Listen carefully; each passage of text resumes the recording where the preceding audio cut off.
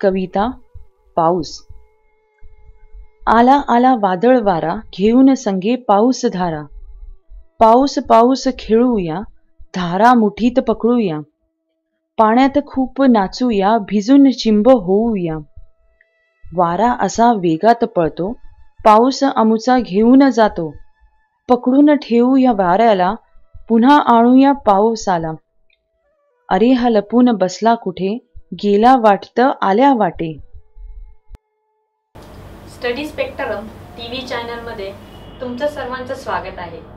मी आज तुम्हाला इयत्ता 6वीची 5वी कविता शिकवणार आहे. त्या कवितेचं नाव आहे पाऊस. पाऊस ही कविता अशी आहे की त्याच्यामध्ये मुलांना काय करायचं आहे, खेळायचं आहे, बागडायचं आहे. काही मुलांना त्या काही पावसाच्या धारा पडता आहेत, त्या धारा काय करायच्या आहेत, आपल्या मुठीत घ्यायच्या आहेत आणि त्या पूर्ण पावसामध्ये चिंब ओळ ह्या ठिकाणी त्या पावसामध्ये मुलांना व्हायचं आहे. म्हणजे ही जी कविता आहे पाऊस ही कविता ही सर्व कवीने आपल्याला मुलांच्या वरती दिलेली आहे. म्हणजे मुलं जेव्हा पाऊस पडतात तेव्हा मुलांना इच्छा काय होते आणि मुलं त्या पावसामध्ये कशी खेळतात ह्याच्याबद्दल काय केलेलं आहे वर्णन या कवितेमध्ये दिलेलं आहे. आता बघूया पाऊस. या पाऊस याचा अर्थ किंवा महत्व काय आहे ते आता मी तुम्हाला थोडक्यात सांगणार आहे. पाऊस हे बघितले तर सर्वांच्या गरजेची गोष्ट आहे. म्हणजे जेवढी सजीव सृष्टी आहे, म्हणजे वनस्पती धारा, प्राणी धारा किंवा मनुष्य प्राणी धारा, या तिन्ही गोष्टींसाठी काय आहे, पाणी ही महत्वाची गोष्ट आहे. आणि जेव्हा पाऊस पडतो तेव्हाच आपल्याला पाणी हा मिळत असतो. बघा, शेतकरी देखील आपली उपजीविका आहे ती पूर्णपणे शेतकऱ्याची ही शेतीवरती अवलंबून असते. पण शेतकरी देखील ती उपजीविका पूर्ण कधी करतो, जेव्हा पाऊस पडतो आणि त्या पावसानंतर तो काय करतो की जमिनीमध्ये बीज रोवत असतो आणि त्यानंतर त्याच्यामध्ये लागवड करून विविध प्रकारची तो काय करतो, शेतकरी पिके घेतो आणि ते पिके म्हणून ते काय करतो, विकतो आणि त्याच्यावरतीच तो आपला उदरनिर्वाह चालू असतो. म्हणजे शेतकऱ्याला देखील बघितलं तर पाणी हा महत्वाचा आहे. त्याचप्रमाणे जर आपला मनुष्य प्राणी जर बघितलं तर याला 2 टायमाचं जेवण नाही दिलं तरी चालेल, पण पाणी ही गरज जी आहे ही काय आहे त्याच्यासाठी खूप महत्वाची आहे. आणि जर जेव्हा पाऊस पडेल तेव्हाच आपल्याला काय मिळू शकतो, तो पाणी मिळू शकतो. आता वनस्पती किंवा प्राणी हे देखील बघितलं तर प्राण्यांची गरज ही किंवा प्राण्यांना देखील पाऊस हे तेवढंच गरजेचं आहे. कारण तर प्राणी ही काय करतात, पिण्यासाठी पाण्याचाच उपयोग करत असतात. आणि पक्षी देखील काय करत असतात, मोर जरी पकडलं पक्ष्यांमध्ये तर मोर हा जेव्हा पाऊस पडतो तेव्हा काय करतो, आपला पिसारा फुलवून काय करत असतो, तो नाचत असतो. आणि कोकिळा जी आहे ती काय करते, पावसाला आमंत्रण करत असते.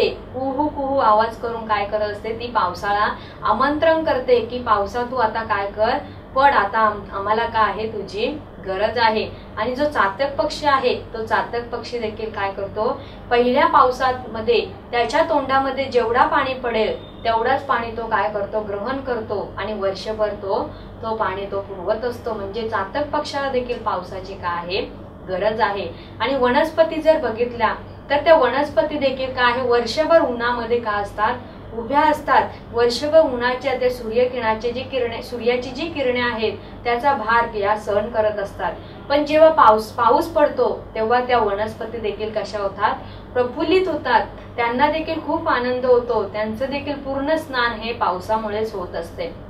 बघा, आपण वनस्पतींना पाणी घालतो, पण कुठे घालतो, फक्त त्याच्या मुळाजवळ घालतो. तर छोटे छोटे रोपटे असतील तर त्यांना आपण त्याच्या पानावर देखील पाणी थोडं थोडं शिंपडतो. पण जेव्हा मोठी मोठी वटवृक्ष आहेत, जी काही वृक्ष आहेत किंवा झाडं आहेत, त्यांची ही तहान ही पूर्णपणे हा पाऊसच भागवू शकतो. आणि त्यांचं पूर्णपणे जेव्हा त्या पावसाच्या याच्याने न्हावून निघतात ती झाडं, तेव्हा ती काय होतात, नक्कीच मोर पिसाऱ्यावाने फुलून आपल्याला त्या ठिकाणी दिसत असतात. म्हणजे पाऊस ही गरज जी आहे किंवा पावसाचा जो पाणी आहे तो कसा आहे, प्रत्येक सजीव सृष्टीसाठी तेवढाच महत्वाचा आहे. आता बघा, आपण जरी तळ्यातले मासे बघितले किंवा समुद्रातले मासे बघितले तर त्या माशाला देखील काय आहे, पाण्याची खूप गरज असते. बघा, तुम्ही एखादा मासा पकडा आणि त्याला जर जमिनीवर तुम्ही ठेवलं तर काय होतं, तो मासा तडपडत राहतो, उडत राहतो. त्याचं काय म्हणणं असतं की मला काय करा, तुम्ही एखाद्या पाण्यात सोडा. म्हणजे माशाचं त्या जीवन देखील कशावर आहे, त्या पाण्यावरतीच अवलंबून आहे. आणि हे पाण्याची जी गरज आहे ती प्रत्येकाची भागवण्यासाठी पावसाला यावंच लागतं. आणि जेव्हा पाऊस पडेल तेव्हाच आपले काय होऊ शकते, प्रत्येक सजीव सृष्टीची गरज ही भागू शकते. म्हणून पाण्याला किती महत्व आहे आणि त्याचा वापर आपण कशा रीतीने केला पाहिजे, किंवा पाऊस हा प्रत्येकासाठी तेवढाच महत्वाचा आहे. आता बघूया या कवितेमध्ये आपल्याला कवीने काय सांगितलेले आहे ते बघूया, की पावसाचं महत्व कवीने आपल्याला या कवितेमध्ये कसं सांगितले आहे, किंवा पावसासाठी मुलं काय करत आहेत, किंवा मुलांना पाऊस आल्यावर किती गंमत जम्मत वाटते ते या कवितेमध्ये दडलेलं आहे. आता ते त्याचं स्पष्टीकरण तुम्हाला मी सांगणार आहे. तर बघूया आपण या कवितेतलं पहिलं चरण.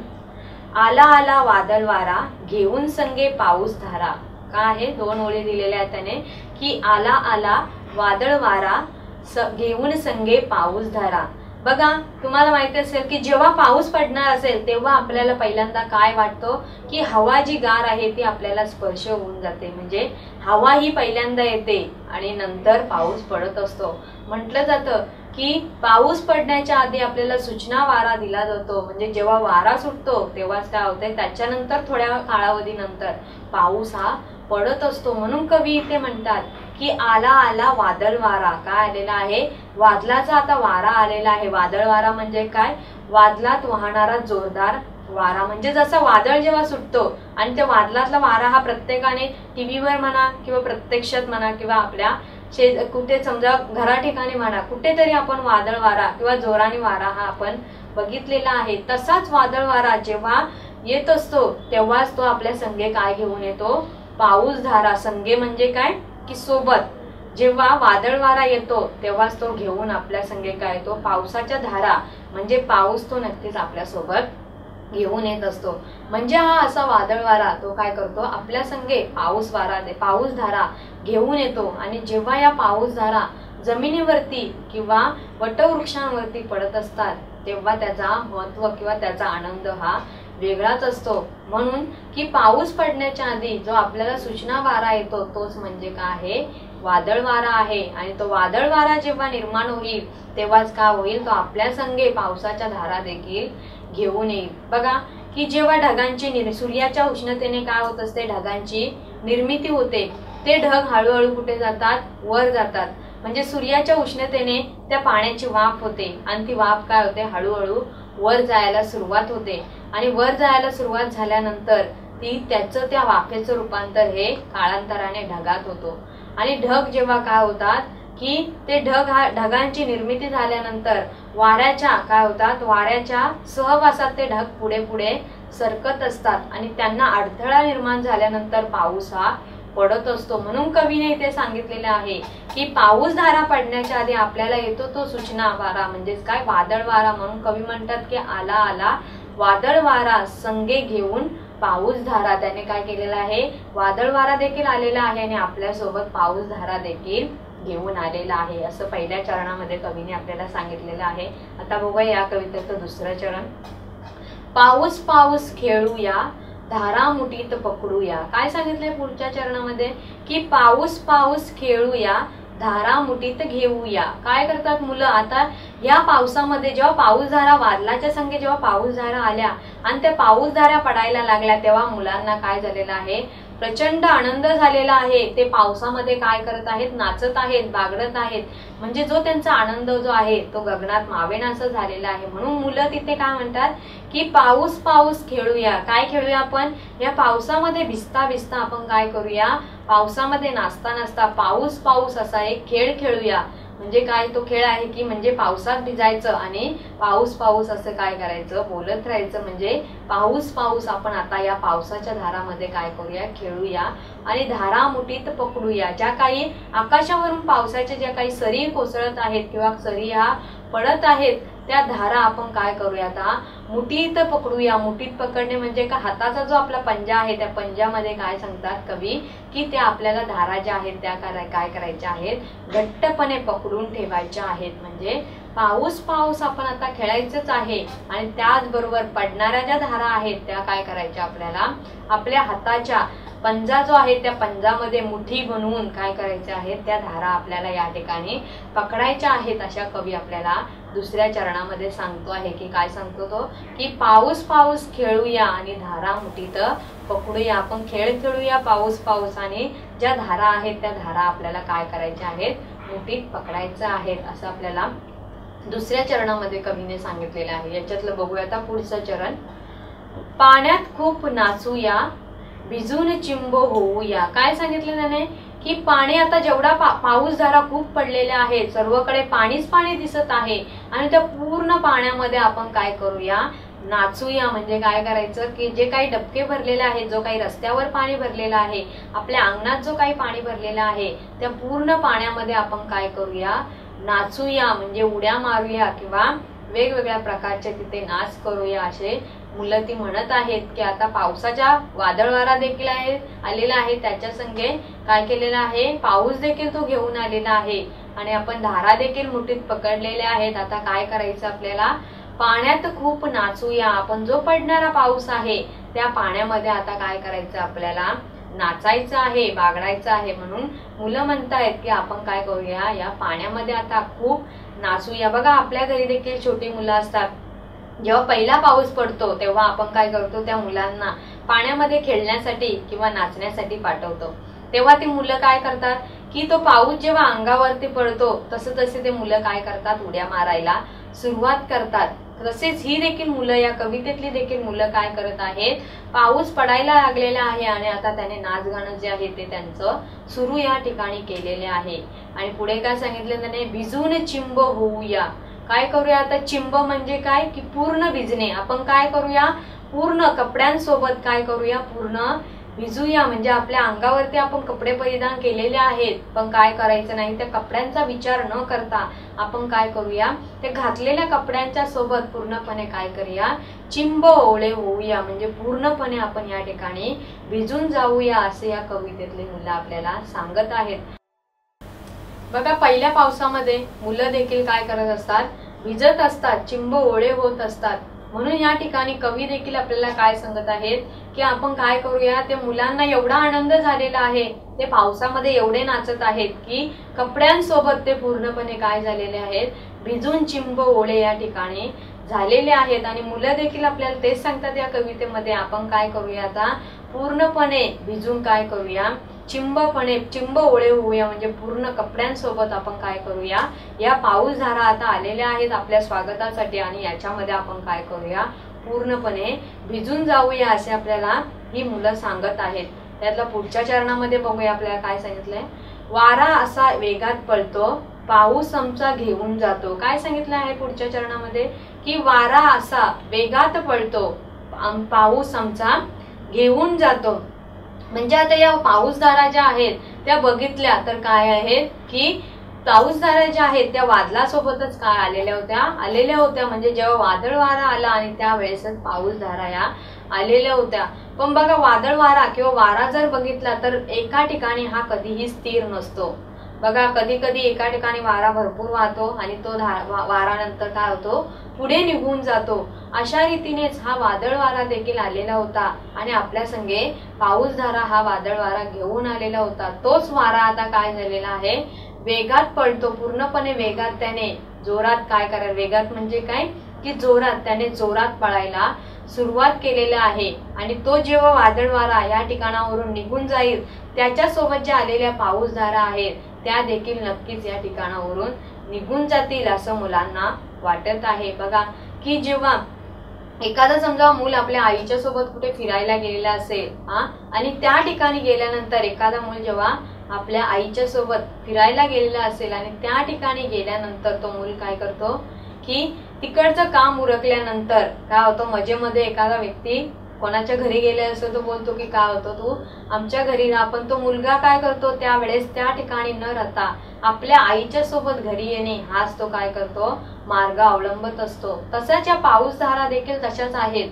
तो त्या देखील कोणासोबत आहेत, त्या वादळासोबत आलेल्या आहेत. म्हणून तो वादळ वारा जेव्हा निघून जाईल तेव्हा त्या पाऊसधारांनी देखील काय केलेलं आहे, निर्णय घेतलेला आहे की जेव्हा वादळ वारा काय होईल, पळून जाईल, वेगात पळून जाईल किंवा पळतो, तेव्हा आमचा पाऊस घेऊन जातो. म्हणजे जेव्हा वादळ वारा हा निघून जातो आणि त्यांच्यासोबत काय होतो, त्या मुलाप्रमाणे पाऊसधारा देखील काय होत असतात, त्या ठिकाणी निघून जात असतात. आमचा म्हणजे काय की आपला पाऊस त्या ठिकाणी काय होईल, पूर्णपणे जाईल, ही भीती त्या मुलांना आहे. म्हणून मुलं काय म्हणतात की वादळ वारा हा या ठिकाणी असा स्थिर राहावा आणि आमच्या पाऊसधारा देखील या ठिकाणी अशा स्थिर राहिल्या तर आम्हाला काय करता येईल, या पावसामध्ये काय करता येईल, आम्हाला नक्कीच नाचता येईल. म्हणून या ठिकाणी कवी म्हणतात की आला असा वारा, काय सांगितलंय कवीने या ठिकाणी की वारा असा वेगात पळतो आणि काय करतो, वारा नक्कीच काय करत असतो, आपल्यापेक्षा वेग हा वाऱ्याचा जास्त असतो. नक्कीच वारा कसा पळतो, वेगाने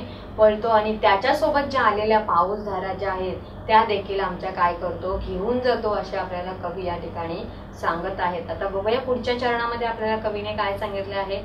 पकडून ठेवूया वाऱ्याला, पुन्हा आणूया पावसाला. काय करूया आता, जर आपल्याला असंच जर पावसामध्ये जर बागडायचं असेल, असंच जर पावसामध्ये नाचायचं असेल आणि त्या पावसाच्या जर धारा जर मुठीत घ्यायचं असेल, तर आपल्याला काय करायला लागेल, जो काही वादळ वारा आलेला आहे त्या वादळ वाऱ्याला आपल्याला काय करायला लागेल, पहिल्यांदा पकडून ठेवायला लागेल. तो जर वादळ वारा कसा स्थिर राहिला तर आपल्या पाऊसधारा कशा राहतील, स्थिर राहतील. म्हणून मुलं म्हणतात किंवा कवी म्हणतात की पकडून ठेवूया वाऱ्याला. आपण काय करूया, या वाऱ्यालाच इथे काय करूया, पकडून ठेवूया, त्यालाच इथे स्थिर ठेवूया आणि काय करता, पुन्हा आणू आपल्या पावसाला. पुन्हा काय करूया, आणूया पावसाला. म्हणजे जर आपण वादळ वारा जो आहे किंवा वारा जो आहे तो पकडून ठेवला तर आपण नक्कीच आपल्या पावसाला काय आहे, पुन्हा आणू शकतो, असे बाळ येथे म्हणत आहे किंवा कवी म्हणता आहेत की आपल्याला जर पाऊसधारा हव्या असतील तर काय करायला पाहिजे, वादळ वारा हा स्थिर राहणे हा खूप महत्वाचा आहे. म्हणजे या या चरणामध्ये कवीने सांगितले की पकडून ठेवूया वाऱ्याला, पुन्हा आणूया पावसाला. म्हणून काय सांगितलंय की पकडून ठेवूया वाऱ्याला, पुन्हा आणूया पावसाला, असे कवी आपल्याला या ठिकाणी सांगत आहे. बघूया या कवितेतला शेवटचा चरण. अरे हा लपून बसला कुठे, गेला वाटे आला वाटते. काय सांगितलंय की अरे हा लपून बसला कुठे, गेला वाटतं आल्या वाटे. काय सांगितलंय की अरे हा पाऊस जो आलेला होता तो कुठे दडून बसलेला आहे. लपून बसणे म्हणजेच काय की दडून बसले. हा ज्या पाऊसधारा ज्या आलेल्या होत्या त्या कुठे लपून बसल्या, त्या आता नाहीशा झालेल्या आहेत, दिसेनाशा झालेल्या आहेत. बघा एखादा कधी कधी आपल्याला बघा पाऊस आणि ऊन जर पडत असेल तेव्हा आपल्याला आकाशामध्ये काय दिसतो, इंद्रधनुष्य हा दिसत असतो आणि त्या इंद्रधनुष्याला बघताना आपल्याला खूप आनंद होत असतो. पण अचानक जर थोड्या वेळाने जर आपण पुन्हा तो इंद्रधनुष्य बघायला गेलो तर आपल्याला तो त्या ठिकाणी दिसत नाही, म्हणजे तो नाहीसा झालेला असतो. अशा रीतीनेच म्हणून इथे कवी देखील काय म्हणतो, अरे हा लपून बसला कुठे, म्हणजे आता इथे होता आणि लगेच गेला कुठे, याचा प्रश्न हा कवीला पडलेला आहे. म्हणजे जसा इंद्रधनुष्य आपल्यासोबत राहत नाही त्याचप्रमाणे हा पाऊस देखील चिरकाल आपल्यासोबत राहत नाही. जर आपण बघितलं तर सावली जरी आपली बघितली तरी पण ती सावली देखील आपल्या बरोबर काय करत असते, लपाछपीचा खेळ खेळत असते. बघा एका ठिकाणी ऊन असेल तर दुसऱ्या ठिकाणी काय असते, सावली असते, किंवा एका ठिकाणी सावली असेल तर दुसऱ्या ठिकाणी ऊन असतो. म्हणजे ती सावली जशी काय करते, कुठेतरी लपून बसते, तो ऊन देखील कुठेतरी लपून बसतो. त्याचप्रमाणे या पाऊसधारा देखील काय आहेत, असे अरे हा कुठे लपून बसला. काय सांगतात कवी की अरे हा पाऊसधारा आता आलेल्या होत्या त्या लपून बसल्या कुठे, हा प्रश्न कवीला या ठिकाणी पडलेला होता. आणि कवी काय म्हणतात पुढे, गेला वाटतं आल्या वाटे. म्हणजे आल्या वाटे म्हणजे काय, आलेल्या वाटेने. म्हणजे जसा तो आपल्या वाटे आलेला होता त्याच वाटे काय झालेला आहे, गेलेला आहे. म्हणजे पाऊसधारा जे काही वादळ वारा आहे तो वारा जसा काय झालेला आहे, एका ठिकाणावरून दुसऱ्या ठिकाणी गेलेला आहे, तसाच ह्या जो पाऊस आहे तो देखील काय झालेला आहे, ज्या ठिकाणावरून आला त्या ठिकाणीच तो आता गेलेला आहे. म्हणजे जसं बघा की आपण जरी किती जरी प्रवास केलेला असेल, किती जरी ठिकाणी आपण ट्रिपला गेलेलो असेल तरी पण आपण काय करतो, नंतर भरपूर दिवस राहिल्यानंतर आपण चिरकाल त्या ठिकाणी कधीच काय राहत नाही, तिथे राहत नाही. तर काळांतराने एका आठवड्याने म्हणा किंवा महिनाभराने म्हणा परत आपण काय करतो, आपल्या घरी परत येत असतो. तसाच हा पाऊस देखील आहे. तो देखील कुठेही चिरकाळ राहत नाही. तो काय करतो, कधी ना कधी काय करत असतो, आल्या वाटे हा निघून जात असतो. म्हणजे जसं आपण फिरायला जातो आणि दुसऱ्या ठिकाणी जातो पण नंतर पुन्हा आपल्या घरी परत येत असतो, तसा पावसाचा देखील आहे.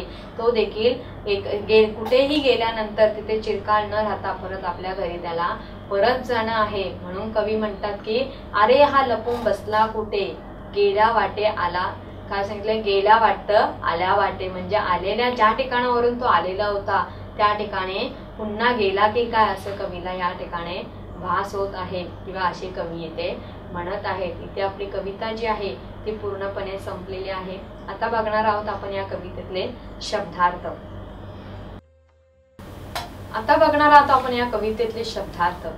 शब्दार्थ म्हणजेच काय की जे शब्द कवितेत आलेले आहेत आणि त्याचा अर्थ आपल्याला लवकर समजत नाही किंवा असे काही शब्द असतात की काय असतात, ते कठीण असतात, अवघड असतात आणि त्याचा अर्थ आपल्याला लवकर समजत नाही. असे शब्दार्थ आपल्याला आपण आता या कवितेतले बघणार आहोत. त्यातला पहिला शब्दार्थ आहे चिंब. चिंब म्हणजेच काय की पूर्ण भिजणे. काय झाले, पहिला आहे शब्दार्थ चिंब. जसं मुलांना काय वाटत आहे की चिंब भिजावं, म्हणजेच काय होत आहे, पूर्ण भिजावं असं त्यांना मुलांना त्या वाटत आहे. त्यातलं दुसरं आहे संगे. संगे म्हणजे काय, सोबत. संगे म्हणजे सोबत. संगेचा अर्थ काय, सोबत. म्हणजे जशा पाऊसधारा ज्या आहेत त्या काय करत आहेत, आपल्या संगे वादळ वाऱ्यांनी काय केलेलं आहे, आपल्या संगे पाऊसधारा या घेऊन आलेल्या आहेत. म्हणजे आपल्या सोबत वादळ वारा पाऊस या धारा हे घेऊन आलेला आहे, असा इथे याचा अर्थ आहे. आता या जे काही तिसरा शब्दार्थ आहे वेगात. वेगात म्हणजे काय, जोरात. म्हणजे पाऊसधारा ज्या पडत आहेत त्या कशा पडत आहेत, वेगात. वेगात याचा अर्थ काय आहे की जोरात या पाऊसधारा या जमिनीवरती कोसळत आहेत. आता बघणार आहोत आपण या कवितेतले वाक्यप्रचार. वाक्यप्रचार म्हणजेच काय की एखादा शब्द दिलेला असेल आणि त्या शब्दाचं काय करायचं आहे, आपल्याला अर्थ सांगून वाक्यात उपयोग करायचा आहे. असे शब्दार्थ आपण आता या ठिकाणी बघणार आहोत. त्यातला पहिला शब्दार्थ आहे No more spending your energy and money on coaching classes or missing classes for rain, for rally and any other nonsense. Subjects covered by multiple teachers with repeat telecasts. Doubts, concepts, applications, no problem.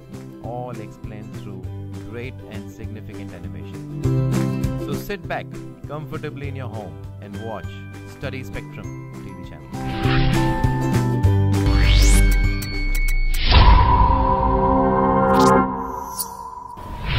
त्यातला पहिला वाक्यप्रचार आता बघणार आहोत आपण. भिजून चिंब होणे. काय सांगितले आहे की भिजून चिंब होणे. त्याचा अर्थ आहे पूर्ण भिजणे. म्हणजे भिजून चिंब होणे याचा अर्थ आहे पूर्ण भिजणे. आता आपल्याला एक वाक्यात इथे उपयोग करायचा आहे. तर एखाद्या तिथे वाक्यात आपल्याला उपयोग करायचा आहे. तर बघूया वाक्य की रस्त्यावरती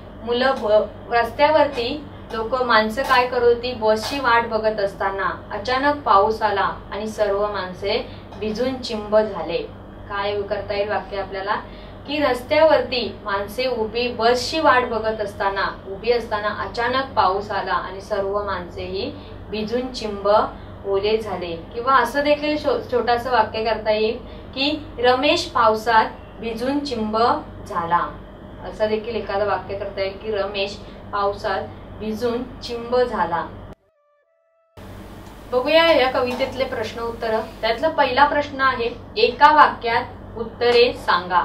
आपल्याला काय करायचं आहे की कवितेमध्ये काही प्रश्न दिलेले आहेत आणि त्या प्रश्नाचं उत्तर जे आहे आपल्याला एका शब्दामध्ये किंवा एका वाक्यामध्ये त्या प्रश्नाचं उत्तर पूर्ण करायचं आहे. म्हणजे भरपूर उत्तर न लिहिता शॉर्ट मध्ये एक शब्द जो त्या उत्तरासाठी अपेक्षित आहे तो लिहून आपल्याला उत्तर लिहायचं आहे. त्यातला पहिला प्रश्न बघणार आहोत आपण. वादळ वारा आपल्या संगे काय घेऊन आला. काय प्रश्न आहे की वादळ वारा आपल्या संगे काय घेऊन आला. त्याचं आता उत्तर बघूया आपण. वादळ वारा आपल्या संगे पाऊस धारा घेऊन आला. काय उत्तर आहे की वादळ वारा आपल्या संगे पाऊस धारा घेऊन आला. म्हणजे या पहिल्या प्रश्नाचं उत्तर आहे पाऊस धारा. त्यातला दुसरा प्रश्न बघूया आपण. पाऊस केव्हा जातो? काय प्रश्न आहे की पाऊस केव्हा जातो? याचं उत्तर बघूया आता. वारा वेगात पळतो तेव्हा पाऊस जातो. काय उत्तर आहे याचं की वारा जेव्हा वेगात पळतो तेव्हा पाऊस जातो. म्हणजे वारा जेव्हा वेगात जातो, वारा जेव्हा वेगात पळतो, हा याचा उत्तर आहे. या प्रश्नात आता याच्यातला तिसरा प्रश्न बघणार आहोत. कवी कोणाला पकडून ठेवू इच्छित आहेत? काय प्रश्न आहे की कवी कोणाला पकडून ठेवू इच्छित आहेत? याचं उत्तर आता मी तुम्हाला सांगणार आहे. कवी वाऱ्याला पकडून ठेवू इच्छित आहेत. काय उत्तर आहे की कवी वाऱ्याला पकडून ठेवू इच्छित आहेत. म्हणजे वाऱ्याला हा जो आहे याच्यातलं या प्रश्नाचं उत्तर आहे. त्यातला पुढचा प्रश्न बघूया. वारा कोणाला घेऊन जातो? काय प्रश्न आहे की वारा कोणाला घेऊन जातो? आता याचं उत्तर बघूया. वारा पावसाला घेऊन जातो. त्या उत्तर आहे की वारा पावसाला घेऊन जातो. हे जे काही एका वाक्यातले प्रश्न होते त्यांची उत्तर देखील मी तुम्हाला सांगितले आहेत आणि ती नक्कीच तुमच्या लक्षात आलेली असतील. आता बघूया याच्यातला पुढचा प्रश्न. थोडक्यात उत्तरे सांगा. काय प्रश्न आहे की थोडक्यात उत्तरे सांगा. आता ह्या प्रश्नाचं उत्तर लिहित असताना आपल्याला थोडं उत्तर वाढवायचं आहे. म्हणजे थोडक्यात त्याने सांगितलेलं आहे म्हणजे थोडं वाढून आपल्याला उत्तर लिहायचं आहे. आता बघूया याच्यातला पहिला प्रश्न. कवीला पावसाच्या पाण्यात काय करावेसे वाटते? काय प्रश्न आहे की कवीला पावसाच्या पाण्यात काय करावेसे वाटते? याचं उत्तर बघूया. कवीला पावसाच्या पाण्यात, पहिलं तर कवीला पावसाच्या पाण्यात काय करावं असं नाचावं असं वाटतं. आणि कवी म्हणतात की ज्या काही पावसाच्या धारा आहेत त्या काय करायच्या आहेत, मला मुठीत घ्यायच्या आहेत आणि पावसाला काय करायचं आहे, त्या पावसामध्ये मला चिंब भिजून ओलं व्हायचं आहे. आणि कवी आणखीन काय म्हणतात की याच पावसामध्ये मला पूर्णपणे नाचायचं आहे. म्हणजे कवीला पावसाच्या पाण्यात काय काय करायचं आहे, पहिलं तर काय करायचं आहे, त्याला त्या पावसाच्या पाण्याच्या ज्या काही धारा आहेत त्या मुठीत घ्यायच्या आहेत. दुसरं त्याला करायचं आहे की पावसामध्ये त्याला नाचायचं आहे, भागडायचं आहे. आणि तिसरं त्याने सांगितलेलं आहे की पावसाच्या पाण्यामध्ये कवीला काय करायचं आहे, तर पूर्ण चिंब भिजून जायचं आहे. म्हणजे अशा रीतीने कवीला पावसाच्या पाण्यामध्ये आपला आनंद व्यक्त करायचा आहे. त्यातला दुसरा प्रश्न बघूया. कवी वाऱ्याला पकडून का ठेवत आहेत? काय प्रश्न आहे की कवी वाऱ्याला पकडून का ठेवत आहेत? याचं उत्तर बघूया आता. कारण ते कवी वाऱ्याला पकडून काय ठेवत आहेत, तर कारण की वारा काय करतो, वादळ वारा जो आहे तो काय करतो की आपल्या संगे ज्या काही पाऊस धारा घेऊन येतो, त्या पाऊस धारा ज्या आहेत तो वादळ वारा काय करतो, तसंच आपल्या संगे घेऊन देखील जातो. म्हणून त्या वादळ वाऱ्याला कवीला काय करायचं आहे, पकडून ठेवायचं आहे. कारण ते का की पाऊस धारा त्याने घेऊन जाऊ नये किंवा आमचा जो आनंद आहे तो या पावसामध्येच आहे, म्हणून त्या पाऊस धारा आमच्यापासून दूर जाऊ नयेत म्हणून कवीला वाऱ्याला पकडून ठेवायचं आहे. हे जे थोडक्यात प्रश्नांची उत्तरं होती ते देखील तुमच्या आता नक्कीच लक्षात आलेले असतील. आता बघूया या कवितेतला पुढचा प्रश्न. कोणते लिहा. काय करायचं आहे, आपल्याला ओळ दिलेल्या आहेत आपल्याला आणि त्या ओळी ह्या कोण म्हणत आहेत किंवा कोणाबद्दल आहेत ते आपल्याला या ठिकाणी लिहायचं आहे. म्हणून त्याने प्रश्न केलेला आहे की कोण ते लिहा. कोण याच्यासाठी सहभागी आहे हे आपल्याला या उत्तरामधून सांगायचं आहे. त्यातला पहिला प्रश्न बघूया. वेगात पडणारा पाऊस घेऊन जाणारा. काय प्रश्न आहे की वेगात पडणारा पाऊस घेऊन जाणारा. आता याचं उत्तर जे आहे, आता वेगात पडणारा कोण आहे आणि पाऊस जो घेऊन येतो तो घेऊन जाणारा कोण आहे याचं आपल्याला उत्तर या ठिकाणी शोधायचं आहे. तर वेगात पडणारा हा कोण आहे, वारा आहे. आणि पाऊस घेऊन जाणारा हा देखील कोण आहे, वाराच आहे. म्हणून याचं उत्तर काय येईल की वाराच हा वेगात पडतो आणि पाऊस घेऊन जातो तो वाराच आहे. म्हणून उत्तर आहे याचं वारा. त्यातला दुसरा प्रश्न बघूया. लपून बसणारा व आपल्या वाटे आल्या वाटे जाणारा. काय प्रश्न आहे की लपून बसणारा आणि आल्या वाटे जाणारा. आता लपून बसणारा कोण आहे आणि आल्या वाटे जाणारा कोण आहे? पाऊसच हा लपून बसतो आणि आल्या वाटे पाऊसच निघून जातो. म्हणून लपून बसणारा हा पाऊसच आहे आणि आल्या वाटे निघून जाणारा पाऊसच आहे. म्हणून याचं उत्तर आहे पाऊस. त्यातले आता 2 प्रश्न होते, कोणते लिहा ते देखील तुमच्या लक्षात आलेले असतील. आता बघूया या कवितेतला पुढचा प्रश्न. कवितेत वादळ वारा असा जोड शब्द आला आहे. पुढील शब्दापासून जसे असे शब्द बनवा. काय सांगितलेलं आहे प्रश्न की कवितेत जसा वादळ वारा असा 2 शब्द एकत्र आलेले आहेत. वादळ हा वेगळा शब्द आहे आणि वारा हा देखील वेगळा शब्द आहे. म्हणजे ते 2 शब्द एकत्र येऊन जसा शब्दाची निर्मिती झालेली आहे तसंच आपल्याला इतर शब्द खाली त्याने दिलेले आहेत 2 शब्द आणि त्याला देखील काय करायचं आपल्याला जोड शब्द निर्माण करायचे आहेत. त्यातला बघूया पहिला प्रश्न पाऊस आणि दुसरा प्रश्न आहे चारा. तर आता ह्या 2 शब्दांसाठी नेमका एक शब्द कोणता तिथे जॉईंट होईल आणि दोन्ही शब्दांचा अर्थ हा पूर्ण होईल हे आपल्याला शोधायचं आहे. आता पाऊस पाणी असा एक शब्द तयार होऊ शकतो आणि चारा पाणी असा एक शब्द तयार होऊ शकतो. म्हणून या ठिकाणी आपल्याला पाणी हा शब्द दोन्ही ठिकाणी लिहायचा आहे. म्हणजे शब्द तयार होताना पाऊस पाणी आणि दुसऱ्या ठिकाणी चारा पाणी असा शब्द निर्माण होऊ शकतो. हे जे काही जोड शब्द तयार करायचे होते ते देखील तुमच्या लक्षात आलेले असतील. आता या कवितेतला बघूया शेवटचा प्रश्न. आता बघूया या कवितेतला पुढचा प्रश्न. चित्र पहा आणि चित्राचे वर्णन 4-5 वाक्यात करा. काय प्रश्न आहे की चित्र पहा आणि चित्राचे वर्णन आपल्याला काय करायचं आहे 4-5 वाक्य तयार होतील असं आपल्याला त्या ठिकाणी चित्राचं वर्णन तयार करायचं आहे. आता बघा एक चित्र दिलेलं आहे आपल्याला त्याने. आता चित्राचं वर्णन आपल्याला त्या ठिकाणी करायचं आहे. पहिला म्हणजे चित्रामध्ये जे काही रान आहे ते पूर्णपणे जंगल आपल्याला हिरवगार दिसत आहे. पूर्णपणे सर्वकडे हिरवळ पसरलेली आहे. त्या हिरवळीमध्ये आपल्याला एक मोठा वृक्ष दिसत आहे किंवा झाड दिसत आहे. त्या हिरवळीमध्ये एक मोठा झाड आहे. परत आपल्याला आकाशामध्ये ढग देखील दिसत आहेत. आपल्याला ज्या काही जमिनीवरती काही फुलं देखील या ठिकाणी फुललेली दिसत आहेत. म्हणजे फुलांवरती देखील काय झालेले आहे त्या सृष्टीमध्ये फुलांचं देखील काय आहे वर्णन आहे. आणि झाडाच्या साईडलाच काय होत आहे एक ओढा या ठिकाणी आपल्याला झुळझुळ वाहताना दिसत आहे. म्हणजे छोटासा नाळा आहे त्याला आपण नदी देखील म्हणू शकत नाही. असा छोटासा ओढा आपल्याला काय होतो बघा एखाद्या डोंगरावरून तो ओढा वाहत आहे आणि तो छोटासा ओढा काय होत आहे झुळझुळ झुळझुळ करत काय करत आहे वाहत आहे. आणि आपल्याला त्या झाडावरती एक पक्षी देखील बसलेला दिसत आहे. अशा रीतीने आपण काय करू शकतो एखाद्या चित्राचं वर्णन या ठिकाणी करू शकतो. काय वर्णन केलेलं आहे की हिरवगार का आहे रान आहे. रानामध्ये एक मोठा काय आहे झाड आहे. झाडावरती एक पक्षी आहे आणि इतर आकाशामध्ये ढग देखील दिसत आहेत. रानाच्या आसपास काय होत आहे फुलं देखील फुललेली या ठिकाणी दिसत आहेत. आणि एक छोटासा ओढा काय करत आहे झुळझुळ वाहताना आपल्याला त्या ठिकाणी दिसत आहे. अशा रीतीने आपण या प्रश्नाचं उत्तर चित्राच्या आधारे पूर्ण करू शकतो.